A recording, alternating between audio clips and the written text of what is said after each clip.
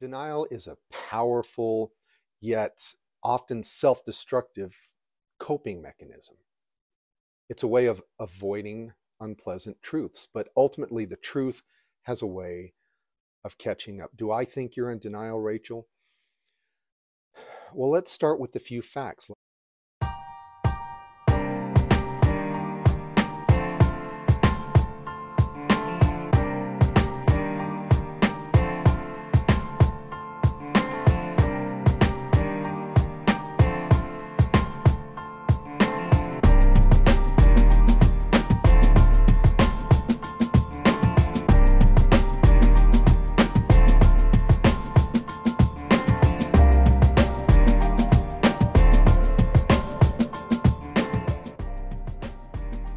Again, everyone from 53 degrees South Lake Tahoe, California.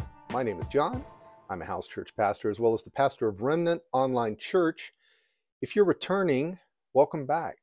Please don't forget to hit that like button. If you're new to my channel, welcome. And know that liking and subscribing to my channel is guaranteed to make people like you more. You'll actually grow 2 inches taller, and your breath will always remain fresh. As always, please let me know where you're from in the comments. And for those of you who take pleasure in watching me goof up, you can always catch my bloopers at the end of each video. Before I get to the main topic of this video, this past Sunday on the Remnant Online Church YouTube channel, I began a 2-part series on modern day idolatry.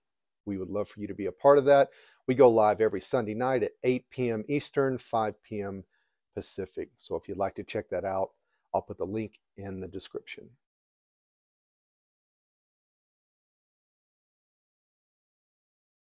So today's video is going to be a little different than normal. I'd like to spend the next few minutes talking directly to Rachel Lamb Brown as both a pastor and as a dad.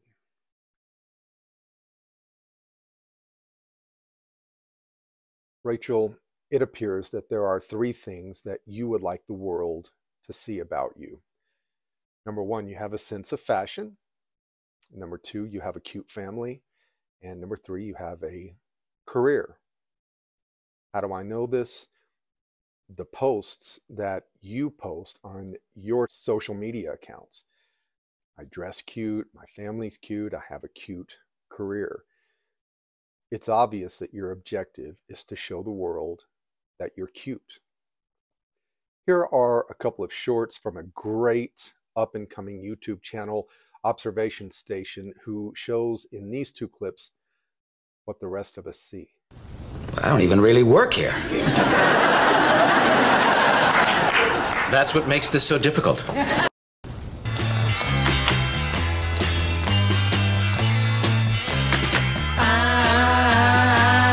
not your stepping stone.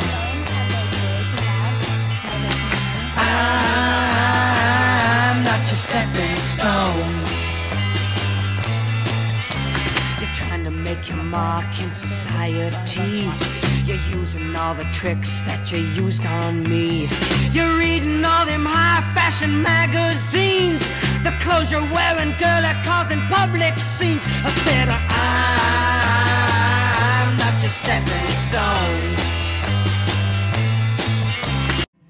Look at me, there is someone who really loves you. Here's my heart in my hand. Turn around, look at me, understand that there is someone to stand beside you. So let's take a look at your social media. So here we have your Instagram, photos of your family, photos of your podcast, photos of you, photos of your family, photos of your mom, more photos of your family, more cute photos of you and your outfit, more photos and videos of cuteness. You know, our social media profiles really are incredibly revealing about who we want people to see us as well as who we really are. Your Instagram bio says of you, wife, mama, host, in that order. Nothing about Jesus, by the way. Your posts are of you, your kids, or you and your kids, or your husband, or you and your husband, and your job. You know, Rachel, Jesus said in Luke 6:45, out of the abundance of the heart, the mouth speaks. And I couldn't agree more with this. And in 2025, I would also say that out of the abundance of the heart, the thumbs post. You know, Rachel, I actually grew up in the part of the country where you're at. This is a unique part of the country. I've been to over 40 states, and I've never seen a subculture like what I'm about to describe here.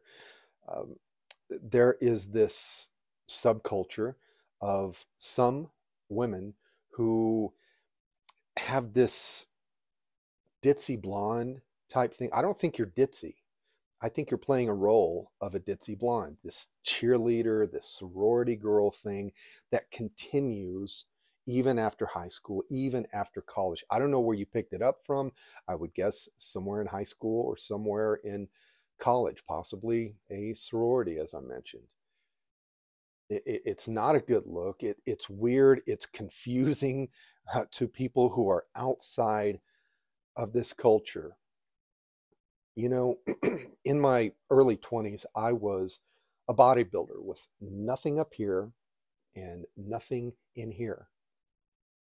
My thought process was that I could get the world to like me just because of my appearance. That's what it appears that you are trying to portray. You know, the Holy Spirit taught me several years ago that people judge you for only 5 seconds in regards to your appearance and your possessions. After that 5 seconds, it's everything that comes out of your mouth as well as your actions. It's one of the reasons that I wear a black hoodie with nothing on it. I'm not making a fashion statement here. I am being assessed by the words that come out of my mouth. And everyone is, Rachel, including you. Rachel, I don't think you're a ditzy blonde. I think you want to portray the role of a ditzy blonde for some reason because of this weird subculture. I think you have potential, but substance is always going to trump appearance.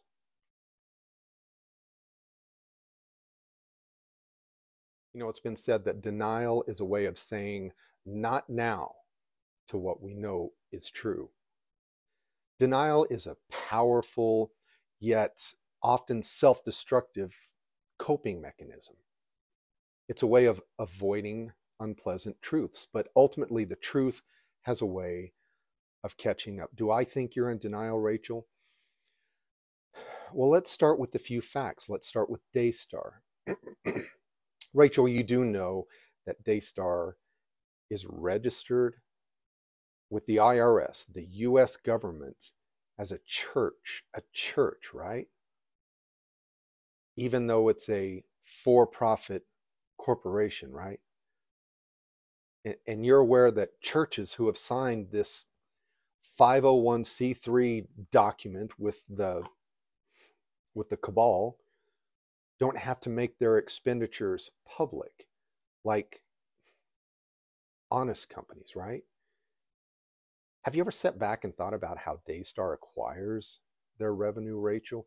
Nearly all of the revenue from DayStar comes from donors, from viewers, many of whom are poor and have been promised that God will give them 100-fold return. Do you have any trouble, Rachel, sleeping at night, knowing that and knowing how DayStar spends? Rachel, thousands for a lingerie party, $5,500 for a photo shoot, and this $100,000 honeymoon from your mom. This is a church, right? You know, the last Heart for the World fundraiser that DayStar did annually, that thing got canceled, and I'm guessing it got canceled because the podcasters would have shot this thing apart. Like, really? How much more money do you need? Rachel, you do know that the DayStar ship is sinking, right? 25 ministry programs gone. If you have no sympathy for the DayStar viewers who are financing this, then Rachel, sweetheart, you are in denial. I think you're also really in denial about who Jonathan and Suzy really are as honest, God-fearing people. I think you're probably in denial about having a controlling mom. The idea that people are going to love you because of your appearance, your income, and professional photos of your family, and look the other way on things that are horrible, Rachel, you're in denial. You know, being left with the choice of believing Jonathan and Suzy, or people who are living in denial and utter luxury at the expense of DayStar donors, Rachel, who do you think people are really going to believe? Do you really think that there are people who think that Jonathan and Suzy are lying? Do you really think that Jonathan and Suzy are lying? You know, in regards to denial, it's been said that we hide from the truth because we're afraid of what it might reveal.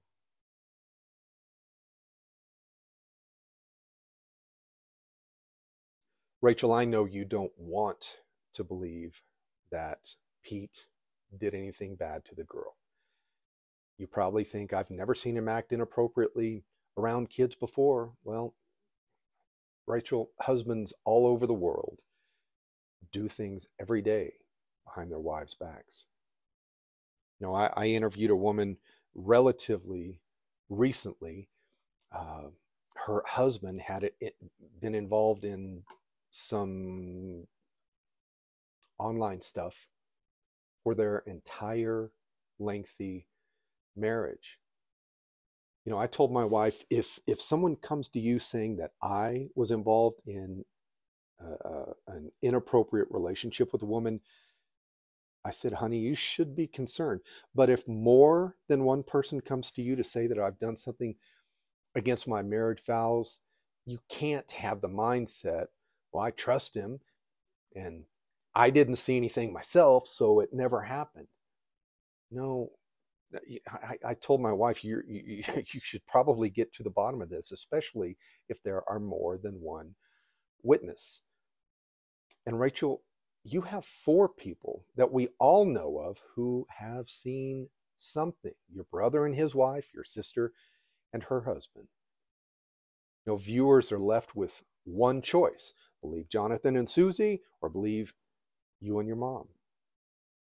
There is a ring of truth when Jonathan and Suzy speak. There's a ring of truth when Rebecca speaks.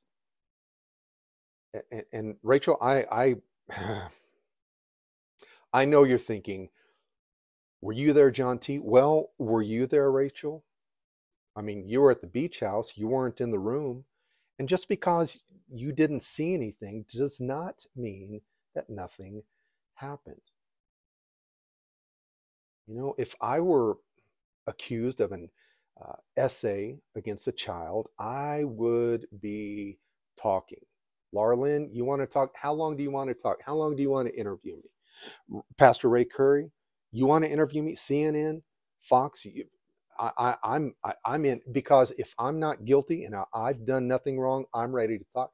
But you're not talking, and I know why you're not talking, because your mama said, don't talk. If you don't talk, we'll all be in denial and it'll all eventually go away.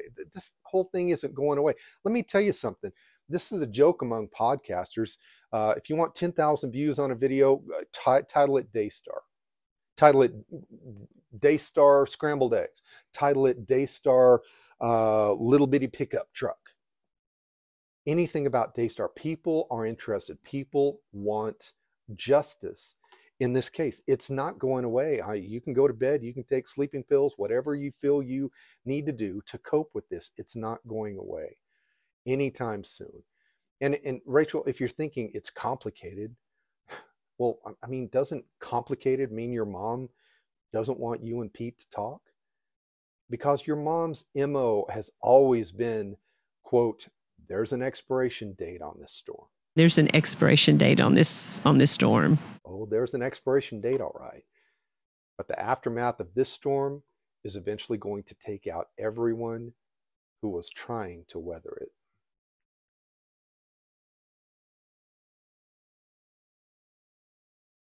Rachel, I just want to make sure that you understand that saying a, quote, sinner's prayer, which is not biblical, won't save anyone from hell. I mean, we all know John 3:16. And there was a man several months ago that sat about 6 feet away from me here who he was not on the path to salvation. He believed that all he has to do is believe in the existence of God, and he would be allowed into heaven forever. He could live his life however he wants. Why? Because he believed, now John 3:16, Jesus said, for God so loved the world that he gave his only begotten son, that whosoever believes in him should not perish, should not die, but have everlasting life. Believes in him does not mean believe in his existence. Believes in him means believes in him to the extent that you drop everything. You are going to give your life for him. You're going to lay down your life. Listen to this. James 2:19 says, you believe that there is one God. You believe in the existence of God. The NLT says, good for you, it says. But listen, but even the demons believe in his existence. Are demons going to spend eternity in heaven? They're not. So just this concept, people in other countries think we're weird over here because so many people believe, hey, all I have to do is believe that God exists and I will be in heaven forever. No. Believing in him means to follow him, to lay down your cross and pursue him, continue his ministry. It doesn't mean his existence, Rachel. So, Rachel, I have concerns about your salvation. And if I'm wrong, I'm wrong. If I'm right, I would rather you spend eternity in heaven. I would take no pleasure in knowing that anyone had to spend eternity in hell, tormented day and night forever.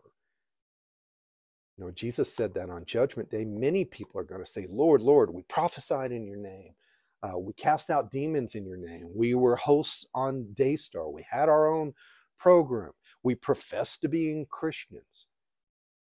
And he's going to say, depart from me. I never knew you. I never knew you. And Rachel, if you believe that having money is evidence of God's endorsement, I know way too many people that think that, well, I've got all this. This is a blessing from God. Well, maybe not.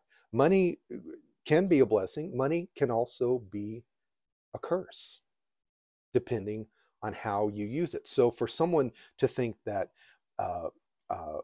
me having money, me having possessions, me having resources is evidence of God's endorsement of my life, I think that's another area of denial, because by that mindset, that ideology, then that would mean that the Muslim Saudi crown prince is in a good place with God because he's got billions, right? That would mean that God endorses him as well, right? And that God endorses Bill Gates and Jeff Bezos and other billionaires. Having money is not evidence that God endorses you and your lifestyle. And if you'd like to give to continue to help us do what we're doing, you can Zelle or PayPal, PastorJohnInTahoe@gmail.com, or you can write John T., P.O. Box 13275, South Lake Tahoe, California, 96151.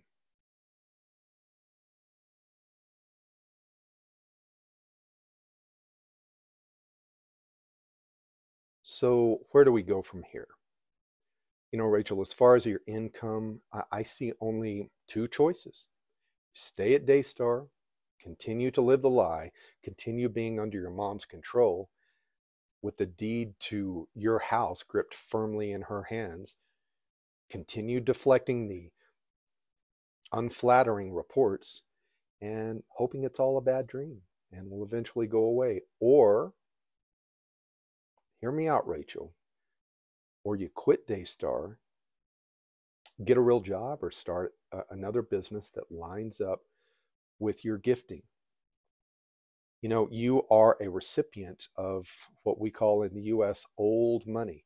This is money that you acquired and didn't do anything to earn. We all know, as I mentioned in my last video about your sister Rebecca, everyone with the last name Lamb who is on the payroll at DayStar earns six figures. I mean, you can live your life however you want. I wouldn't feel that great about myself if I knew that I came into old money and I didn't earn money myself by my giftings that God has given to me. And Rachel, as far as your marriage, please hear me out. Hear me out. Rachel, I would sure want to get to the bottom of this if I were you. There are literally only a handful of people who believe that nothing happened with the little girl. The masses believe that something happened. Why? Because there's a ring of credibility with Jonathan and Suzy and Rebecca. You and your mom, we've just seen too much dishonesty. Dishonesty with DayStar money to begin with. I would get to the bottom of this. You know, of all the beds in the world, I can tell you, if I were accused of anything, I can tell you whose bed I would not be in tonight. That would be in the same bed with my wife. She doesn't put up with that stuff. She is a strong woman. Rachel, are you a strong woman? I know you don't want the world to see any bad things about your family, and you want to portray this image of everything is going right. And if you want to be endorsed by God, just live your life like I do. Rachel, you're absolutely in denial. And Rachel, as far as your relationship with the Lord, you're going to have to make this your life's priority. As far as your relationship with Jonathan and Suzy, Rachel, I believe that a text to each of them simply saying, I miss you and I love you, would go a long way. You don't necessarily have to admit to anything or necessarily apologize, even though apologies are incredibly healing to people. Just to say, I miss you and I love you. I think that would go a long way with them. Jonathan says, what are they going to do? They're going to throw you under the bus? Are they going to say something horrible in response? No, they're probably going to echo the same thing that you just said. Let's reconcile this relationship. You know, Rachel, as a pastor, I want the best for you. I would love to meet with you, Rachel. I'd drop my entire schedule to meet with you, and you'd have my word that I wouldn't report on it to the masses.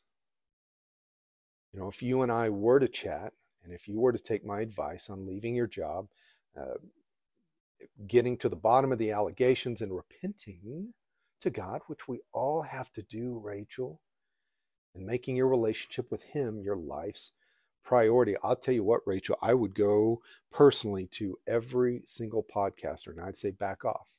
Back off. She's in a good place. She's repented. That's what we've wanted. She's getting to the bottom of these allegations. She needs prayer right now. I would absolutely 100% go to bat with you. I'm not against you. I want the best for you. So as I mentioned last week, I'm now partnering with the same company that Lynn Thompson partners with for folks who need ivermectin, fenbendazole, and hydroxychloroquine. So if you need any of those three or would like some more information, please contact Joy at HarmonyUSA at proton.me. If you're returning, welcome back, and please don't forget to hit that like button, or I'm going to tell your mom and dad. Liking and subscribing to my channel is guaranteed to make people like you more. Your neighbors... Liking and subscribing to my channel is guaranteed to make people like you more. Your neighbors will talk about you less behind your back, and your ex will beg you for a second chance. I mean, you do know how DayStar gets their money, right? No, it's not from magical fairies. Well, husbands all over the world do things every day behind their wives' backs. Oh, yeah. Oh, yeah, remember that. Rachel, I think you have potential, but substance is always going to trump appearance. It probably wouldn't hurt to read a good book once in a while.